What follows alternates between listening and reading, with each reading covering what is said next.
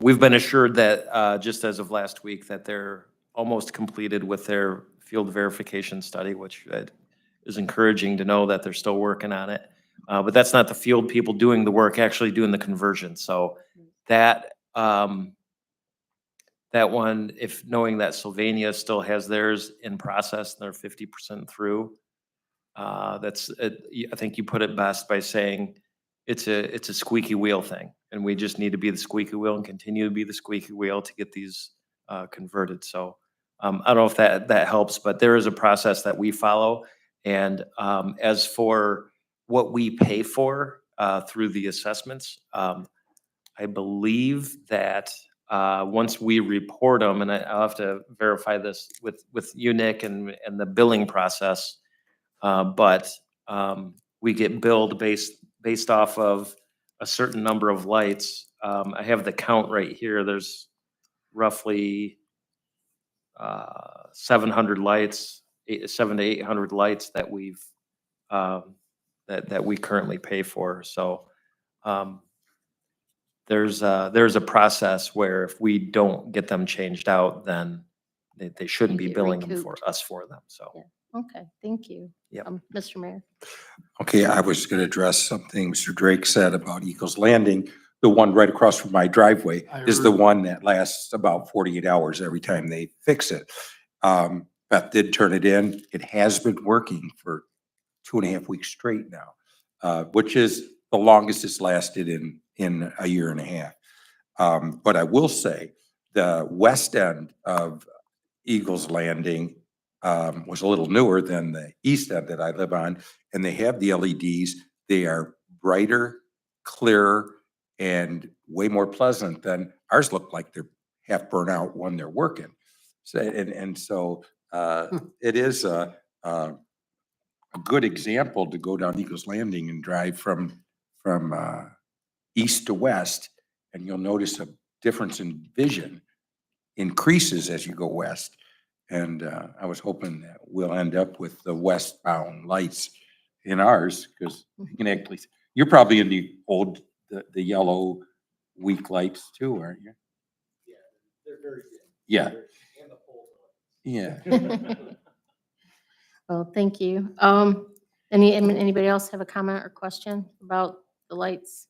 Because I've got a few things I want to get through, and I want to be able to have a little bit of a break between before the meeting. The next subject I wanted to cover was trash trappers, and that I spoke with Donald Nelson, and he said that he has been looking at something that he has wanted to do for our waterways. I don't know if you guys are familiar with them, but I've saved these for the last couple of years because I know that the city of Toledo has put them in. And that's what got me really interested in them, because they sit on the surface of the water and they trap all of the garbage before it gets out to the lake. And the city of Toledo, they got a EPA grant for just like $415,000.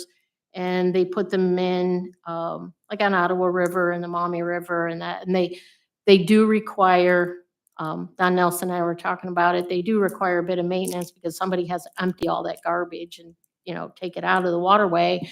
But I do hope, well, I know that Donald Nelson has been looking for grant money for this. And I just want to encourage Mr. Roman and his crew to keep looking for grant money for those, because given our waterways and how close we are, how much water frontage we have, how much we go into Lake Erie, that we're able to get them with a grant. They're fairly expensive, but they do have all different kinds if you look online. But I kind of hope we learn from Toledo's experience, that we'll be able to obtain some as well here shortly, before too long.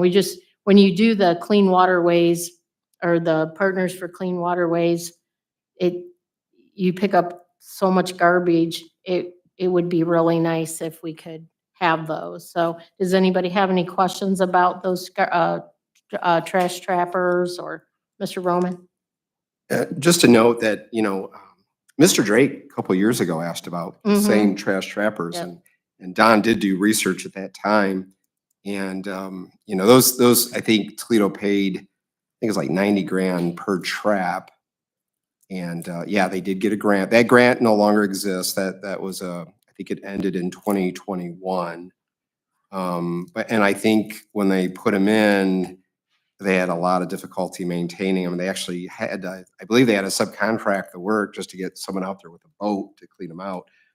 Those are meant for like your last bridge before the stream goes out to the lake. And Mhm. the money at the time was more for cleaning the lake, And I talked to Don as well about it when I saw, the agenda for tonight.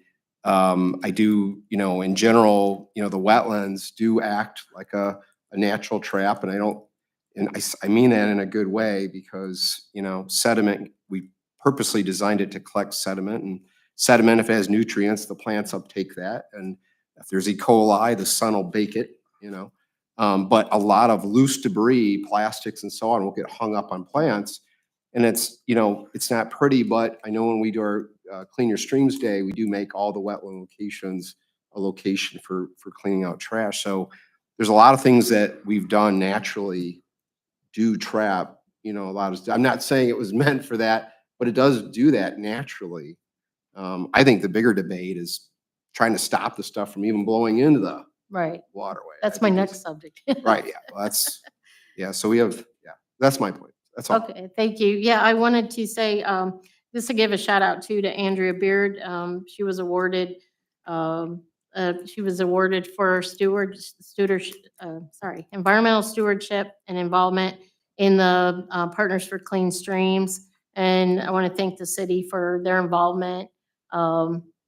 I know they had quite a few turnout this last year for it, and this year will be September 27th of 2025. So if anybody's marking their calendar to go crawl around in a creek, it's pretty satisfying. But I did the one up by St. Paul's on Coy and Navarre, and probably within the week it was already, it's a steep one, and you kind of got to get some boots on and get down in there to get everything out. But it is an ongoing thing, and maybe we can even expand it to more than once a year, working with the Partners for Clean Streams.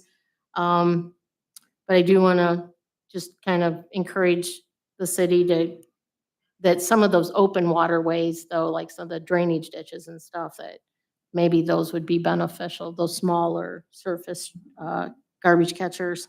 That brings me to litter law enforcement, which I've looked up. There's a lot of talk about garbage flying around, and especially garbage left at the bus stops and garbage, along the major roadways. And I know that the Ohio Revised Code covers it pretty well. I mean, that there's existing law there against littering. And wanted to ask Ms. Purpura, what is the fine if you get caught littering? The actual cash, the actual money value, I couldn't find that. Let me check that for you, and I'll let you know. No, I don't know it off the top of my head, but I'm checking. I just know it's posted in some cities, and I thought, I know they do have it in some areas where people tend to put tires and large, appliances and stuff, but I'm hoping to, like, council can get together and work on with the administration to improve enforcement of littering, because I know once you get the reputation that you will get cited, then people have a tendency to think twice about doing it. And so I don't know if we can have some future committee meetings, or what would you recommend that I meet first with like 2 people on my committee about it, and maybe some law enforcement and maybe Mr. Major, Ms. Purpura, but how can we go about enforcing the littering that's taking place? They like the laws that we have. Mr. Chair, if I may, I think that's a great idea, at least just to review what we have on the books. what I would say is let's meet with you, the chair. We'll meet up. We'll have the chief with us and Ms. Papura and kind of go through what the laws are right now and do a comparison of what other cities do. I'm You know, not trying to I make always do work. that. I always do that. You know, I really like doing that though, because a lot of people have some good ideas and are creative with with how they, you know, enforce certain laws or have certain policies, things like that. So I always like to kind of glean what other cities do and, you know, use that as a springboard, as a starting point. And then use that, see what we compare it to what we have on the books and how we enforce it and then, And you know, and update it. I know I know to stop someone because you saw them throw something out the windows, you know, I hate to burden you guys with, you'd like people to just behave correctly in the first place and be law abiding. But I think if we make examples out of some people, I'm not looking to become Singapore. I don't know if anybody's familiar with how Singapore handles, you know, people that litter, but I'm not asking to bring back caning people. But I do think we need to find either a promotion and educate people that the laws are in place. And then if need be, we'd have to make examples out of some of people that are repeat offenders to it. Does anybody have any comments they want to add or Mr. Chairman, Oh. Chairwoman, I'm sorry. Mr. Drake? I know with all the years working in the streets, we would mow a swipe there along 280 and Navarre. And you could literally spend 2 or 3 people, probably 3 hours a week picking stuff up. My guess is, and it's just a guess, I don't think it's the people throwing stuff out of their vehicles. I think it's the dumpsters as they get full or they don't shut them or the wind lifts them up. It blows all that junk over along the fence. It's kind of like the recycling when they used to have it by the Y. I mean, there was people that stopped there and it looked like Woodstock. There was stuff everywhere. But it seems better now, you know. Mrs. Ackerman. Chief? Go ahead. I'm sorry. Yeah, so on the littering side, as far as enforcement goes on the police department side, I mean, it is tough to see somebody doing that, you know, in progress with that stuff. If we see somebody, you know, throwing cigarette butts or throwing something out the window, almost 100% of the time, they're gonna get stopped for that. Or the illegal dumping on vacant property or, you know, out in the eastern parts, people do that. They look around to make sure there's no police officers or no other headlights. They do it at night. So it's not for lack of trying to stop or that our officers don't look for that stuff. It just usually doesn't happen in front of us, but we do stop people for that if it's there in front of us. Thank you. So. Thank you. Did Mr. Walczak, did you have something? Just- Any, I did. oh, I'm sorry. Well, I was just gonna note that we always, you know, unfortunately, you'll see spots where people are just dumping grass and ditches and things like that, and, you know, animal debris, you name it. And it's usually one resident that tells us about it. We think we know who it is, but they didn't actually see him do it. So then we send a letter to everybody, and I swear to God, I get a letter from everybody except the person that's actually doing it.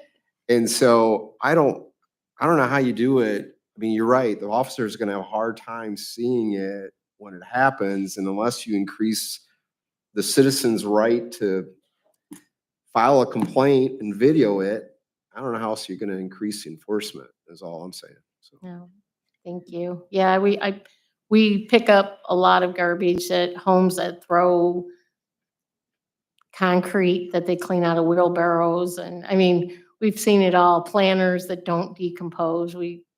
Grass clippings, leaves, but along Route 2, Corduroy, Brown Road, I pick up bags and bags of trash. And every year I do a survey over who the big top offenders are. And it's usually a fast food business, a particular type of pop, and a particular brand of beer, you know, but I have to make it interesting. So I actually survey how much garbage and who's doing it. And I'm not going to say here, I'll probably get sued over it.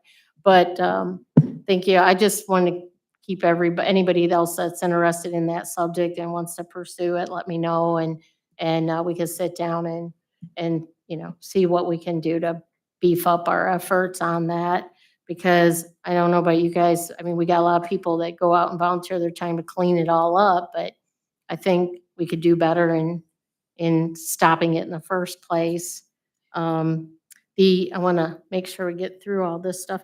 Ms. I- Ackerman, if I oh, could, yes, you had I'm sorry. asked, no, it's okay. You had asked what the classification is. So for most of the littering offenses, it's a minor misdemeanor, which means it carries up to a $150 fine. Well, that would hurt. I wouldn't want to pay that. Thank you. I wondered, because that's how old I am. I remember when it was $25.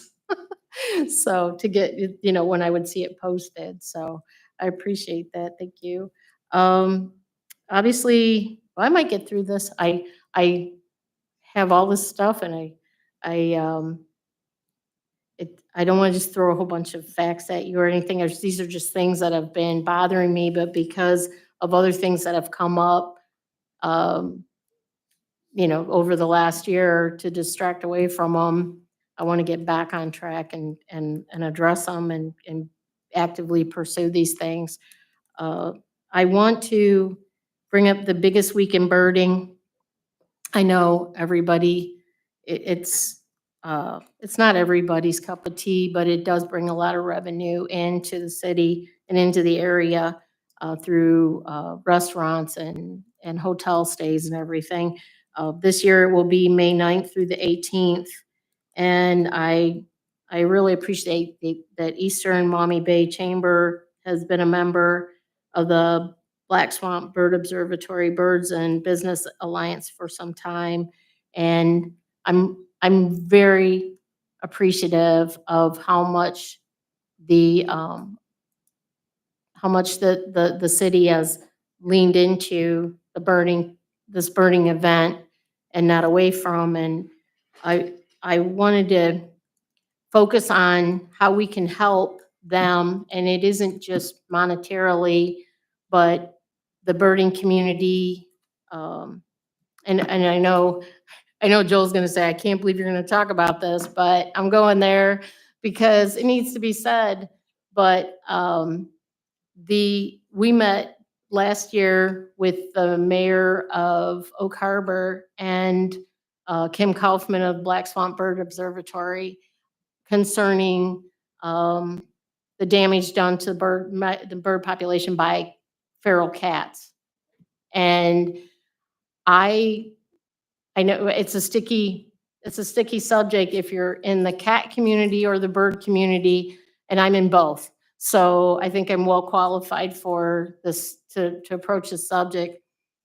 The biggest thing we could do to support the migratory, obviously wetland preservation, habitat, riparian, waterway preservation and creation. And the second thing would be getting a handle on the feral cats in our city. And I know from personal experience that I've spent quite a bit of money getting cats spayed and neutered and getting them veterinary care when they get dumped off. Or I find them out in the country, or helping other people take care of theirs. If, I know it can be, and maybe you guys in this room go, who cares? Yeah, the cats are an issue and it's not a problem, but I know that there's a segment of the trap, neuter, release community that doesn't, and they are helping by trapping feral cats and getting them fixed, but then they release them back into the environment that they find them in. And what we found with the Oak Harbor mayor is that they had a school and it was very close to someone who was hoarding feral cats, and basically just kept feeding them and they kept multiplying and he wasn't fixing them. Well, the cats were going over to the school and messing on the playground and creating a health hazard then because they carry, toxoplasmosis and, worms and ringworm and all that. But they were able, and this has frustrated me ever since we met with that mayor, that they were able to work with the veterinarians in Oak Harbor and come up with an ordinance that they passed about outdoor cats, cats running loose and cats, people feeding a lot of cats, wild cats, and they not addressing a problem. So they got these vets to work with them to do low-cost spay and neuter, which, here we have Humane Ohio, and they do what they can, but I believe they're overwhelmed. So I'm trying to find a way that we can assist them through our own local vets or agencies to get a handle on these feral cat numbers. And I know to be realistic, our proximity to Toledo, we're just going to become a dumping ground for everybody's cats if we offer to just do, if we offer some incentive and we're willing to bear any of the burden of cost for spay and neuter, or even humane euthanasia of cats who are diseased or sickly or injured. So I haven't figured that out how to, and if anyone has any ideas, I'd be open to them about how do we not just become, everybody in Toledo is like, oh, I can't afford to get this cat fix that's in my neighborhood. I'm just going to dump it in Oregon. They'll handle it. That seems to be where I'm stuck. But I know from years, like I told Mr. Major, I've seen what coyotes do to cats. I've seen what vehicles do to cats. I've seen, the diseases, that had to deal with sick litters of kittens that get dumped off. And I love cats and I love birds.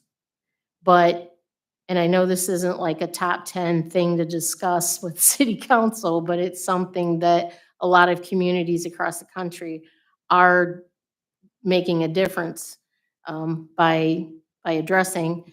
And I do believe that if we really wanted to show the birding community that we're serious about preserving and protecting the migratory birds and just our local birds too, that we would consider some sort of actions on to affect the number of feral cats that are running loose. I know people dump them at the state park and they dump them in Pearson, and I know that they have to be controlled as a non-native invasive, basically. They kill, I believe the number is like a 1.3 billion birds. But I know this is really exciting reading, but but there's some information there, and I'd appreciate it if you look it over, because after people see this, they're gonna have questions for you all about feral cat populations. I feel really bad that we went to the bother to meet with Kim Kaufman and the mayor of Oak Harbor. And I just want to be honest with everybody that I really got stuck on how can we do this when we are, right up next to a huge municipality like Toledo? How do we affect it as Oregon without it be us taking on the whole feral cat population of Toledo? So just wanted to consider everybody to consider that issue, and among all the very serious issues that you're already dealing with. If you could find a little time to read up on it, I'd appreciate it, and give me your thoughts, give me your ideas. Does anybody have any questions on that matter? Or do you think there's a different way that we should promote the biggest week in birding that stands out to you as maybe a little more actually doable? Ms. Chair, if I may, I don't know if anybody else wanted to. I know, jump I in. think it's an issue you and I have yeah. discussions on, but not a And you know problem. my history too. Mhm. I've lived it in my personal life and in a professional life in a capacity as well. So just drawn from some of those experiences, you hit it on the head. When you get the birding community and the cat community, they're very passionate about what they love, and they love their animals. So um, between and I'll tell you, we had something drafted when I was in Napoleon, and the city council there at the time said, we don't want to take any action at this. After all of the discussions were done, and everybody came, and we had people from all different sides speaking for weeks, and they said, we're just going to leave it as it is, no action, Mhm. because there was that. So it can get, contentious between those that are passionate one side or the other, or whatever. So I think that there are studies on and this is all like waves of memories washing over me right now. But the catch, neuter, release, because cats are territorial, will stay in that territory, but they won't reproduce. So, they'll live out the rest of their life in that territory. But one of the issues was with the people that were feeding the cats. They want all the joys of pethood Mhm. with none of the responsibilities. So they're not taking the cats to the vets. They're feeding them outside, which also brings in other and I'll tell you, right now I have a neighbor that feeds animals. And it's not just cats. And I hear about it from the other neighbors that don't like it. No, I I'm can tell you that, guilty of, so. yeah, I've fed a few possums some cat food, so Right. I'm as guilty as happens. anybody, Yeah, so. it happens, and it Yeah. happens. It's not And that's- intentional, It's it not just come intentional. with it, yeah, so, That's but right. you feel sorry for some poor thing that got dropped off um, but I really think even if we could, even at the very least, if we could get our population in Oregon to find a way to assist them in making sure that the cats are, if you fix one cat and you've reduced the population, so whatever little bit we could do, even if it's just personal responsibility and we could convey to citizens to please, try to keep your cats inside if you can, if you're able. And don't believe we can mandate that. And that would not be realistic at this point. But if we can get the numbers down by spaying or neutering all of these feral cats, I I would like to not see so many cats meet very horrific ends because they're left to their own. People think that they'll be fine out and just dump them off. And until you've seen like a cat turned inside out in a tug of war by coyotes, it's like you start to, it's like and I know how many cat collars end up in eagle nests and stuff, but from the DNR guys. But anyway, I could go on with the horror stories with that. But I just want to encourage everybody, please read the material and get back to me with any feedback you would have about that. And I really do think that would go a lot further with the biggest week in American birding than all the money we could throw at it. So does anybody have a question or comment or on that? I know it's really compelling stuff, huh? It's exciting. But in the bird world, it's really a serious matter. That and we can chat about building collisions with birds next time. But I want to, that pretty much is there anything on anyone's mind when it comes to anything to do with my committee that they would like to interject, ask, share? Madam Chair, Yes, Mr. Mayor. I've been here for quite a while, and several times we had feral cat issues come up before this, in this very room. And they were some of the most spirited meetings we had. And it got to the point of almost violence a couple of times. And because of some of the offers of taking care of the feral cats, some people didn't like those, and those people were very spirited. If you say you want to spay and neuter to stop it, you would have to spay and neuter the people that are dropping off the cats. And maybe you'd have something, but Can't believe I'm it agreeing was with you right now. always- Huh? The what? I can't believe I'm agreeing with you right Yeah. now. Well, you usually do. We, like I said, we had those meetings. They said, everyone we were able to get in contact with said, across the nation, one of the biggest problems that people face without a known cure for the situation. You know, spaying and neutering is about all you can do, and taking on the cat lovers who are, a lot of them causing the problem. It's real difficult. It was, like I said, the room was full. And one volunteered to take care of them, bring them over to her. She would take care of all of them. And it was permanent. Oh, boy. She even gave the details how it would take place. And I think she'd come back and offer that again. Oh, boy. But it's a very difficult, and some would say impossible situation to actually rectify. So you can only do the best you can. No, I just want to like to show the burning community that we're trying to get the word out and trying to educate people. Pardon? I think most communities that are organized are trying Oh, you hit the- without much good results. Yeah, thank you for that. So with that, I mean, if nobody else has anything else they want to, Mrs. Chairwoman, Mr. Drake. probably the biggest complaints I get in my neighborhood, which is pretty good size. Not so much the cats, but a lot of skunks. I know the city has a live trap, and I don't know what people do with it. I know we had a raccoon once at the cemetery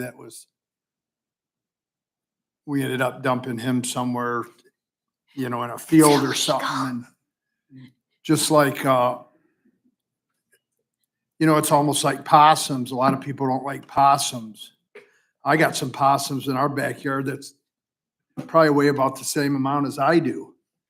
But, you know, they're good scavengers, and so it's, you know, one of them things. Some people like skunks. Some people don't.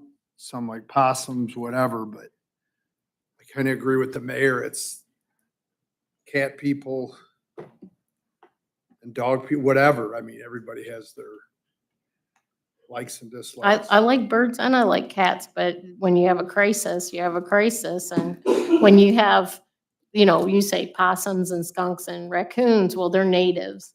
But domestic cats are really non-native, and they're in a different category of predator as like our little local woodland creatures. But anyway, if anybody else is interested in this subject and you'd like to just search further with it, like, you know, and help find some kind of, it's not going to be a solution, because if we said we were going to do a final solution for cats, I think we would have the cat people in here. Like, I mean, and no one's going to hurt my cats either. So I get that, but I think maybe somebody's going to think of something outside the box. And please bring that to me if you do. Mr. Roman? I just comment to Paul Drake's concern with skunks. We've learned just removing the food source. So skunks like grubs. So if you spray your lawn for grubs, you'll get rid of the skunks. They Just, you do know. tear up yards.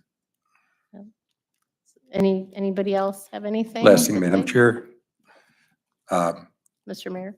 We do supply a live trap for people who mainly want to remove animals in their yard. Some of them don't want to deal with the rules. You catch a raccoon, you are required to kill that raccoon. The catch and release isn't really a legal option. There's different ways to euthanize it, and they state those. But one individual was catching a raccoon because they really love my house. They come on the roof and nest up there or something. And he goes, I get rid of one and another one comes back. I gave him a spray can of marking, fluorescent orange stuff. I go, well, put this on him just for a test. He was releasing it. The same one was back. I go, they actually travel 9 to 11 miles and they will return. And a lot of people just don't want to do the rules because they take them and release them over at Maumee Bay State Park or Pearson Park or a park near them. And if it's not more than 11 miles away, they're going to get the unit back. And if it is more than 11 miles away, someone else is going to get the raccoon. Yeah, So make they- it somebody they ju- else's They just move the problem. problem around. And that's what has always been the solution that we run into. We move people's cats maybe out of our area into someone else's. And as they said, if you can solve that, you're a genius. I haven't been able to. Well, at least fix them. At the very least, we got to get them fixed. Yep, spayed and neutered, so I think, pardon? So, thank you. Is anybody else, I want to be able to take a little break and before we have our meeting? Anybody, anything? So surely somebody has a more exciting topic than any of the ones no, okay, we'll save that for the committee of the whole. Thank you, everyone, for bearing with my awkward approach at this, but I do appreciate you sitting through it. Thank you. And that will, I need to seek a motion to adjourn the meeting. Madam Chair, Yes, sir. I know I'm a little late coming in, but hey, make a motion to adjourn. Thank you. Second, do I need a second on that? Second. Second, thank you. So with that, thank you. We're adjourned.